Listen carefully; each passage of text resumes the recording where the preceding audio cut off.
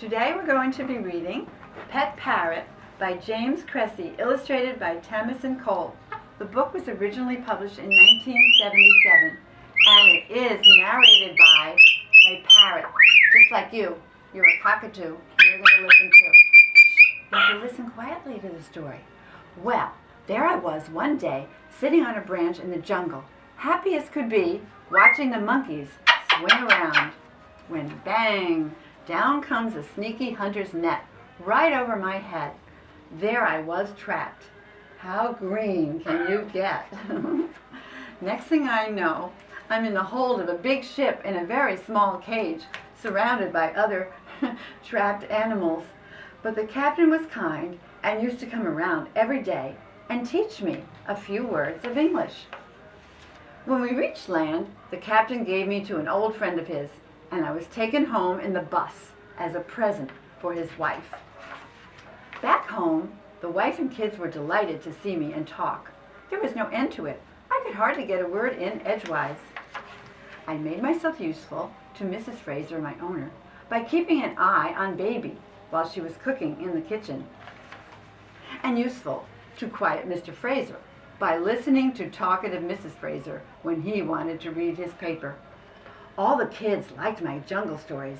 Mind you, I did exaggerate a bit about my adventures with tigers and pirates. Even the dog and cat listened to me, although I don't think they really understood, particularly when I used long words. Everybody was friendly, but I still missed the heat and the nice tropical plants of the jungle. All I could do was read books about them. At night, the family used to cover me up, not to keep me quiet, but to keep me warm. Late one night, as I shivered under my cover, 2 burglars crept in. "It's just a stupid sleeping bird," said a familiar voice. Then they started filling their bags. Just imagine my surprise when I peeped out and saw my old enemy, the sneaky hunter. Well, when they stole out of the house, I was right behind them. It was snowing very hard, but I managed to perch on their rear bumper. When the car finally stopped at a ruined old house, I hid underneath, and when they had gone inside, I made a mental note of the street name. Then I went back home, just about blue with cold, making my way by following the tracks which the cat had made in the snow. I roused the sleeping family by light nips on the nose. When they saw they had been burgled, we all went down to the police station.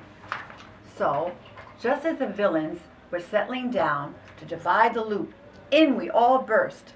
The hunter was trapped. As a special reward, the family built a large greenhouse full of tropical plants just for me. I whistled with joy. So I perch here, happy as can be, and teach Baby a few words of English. He's learning fast. Humans aren't so dumb. The end.